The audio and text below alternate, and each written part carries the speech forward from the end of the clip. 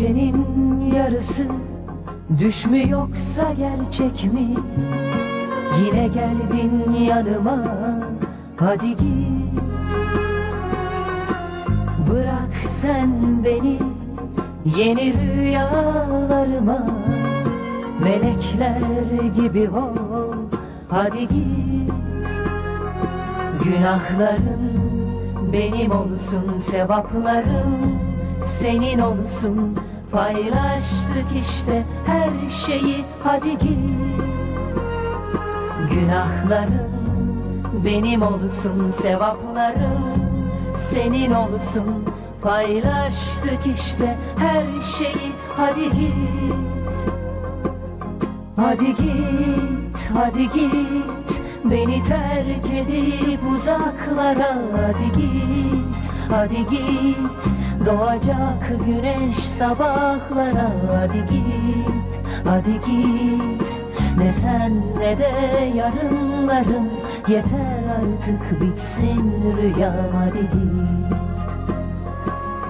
Hadi git, hadi git. Beni terk edip uzaklara, hadi git. Hadi git. Doğacak güneş sabahlara, hadi git. Hadi git. Ne sen ne de yarınlarım, yeter artık bitsin rüyam, hadi git.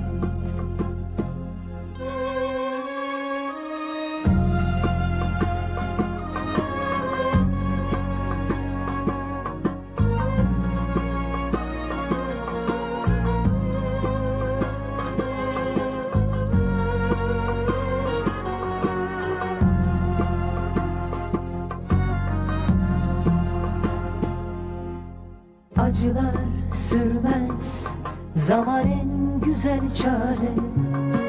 Unutursun sen de, hadi git. Aç kollarını yeni dünyalarına, gök kuşağı ol, hadi git. Günahlarım benim olsun, sevaplarım senin olsun. Paylaştık işte her şeyi, hadi git. Günahlarım benim olsun, sevaplarım senin olsun. Paylaştık işte her şeyi, hadi git.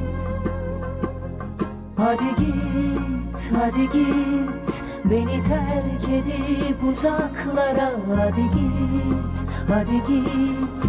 Doğacak güneş sabahlara, hadi git. Hadi git. Ne sen ne de yarınlarım, yeter artık bitsin rüyam, hadi git. Hadi git, hadi git. Beni terk edip uzaklara, hadi git. Hadi git. Doğacak güneş sabahlara, hadi git. Hadi git. Ne sen ne de yarınlarım, yeter artık bitsin rüyam, hadi git.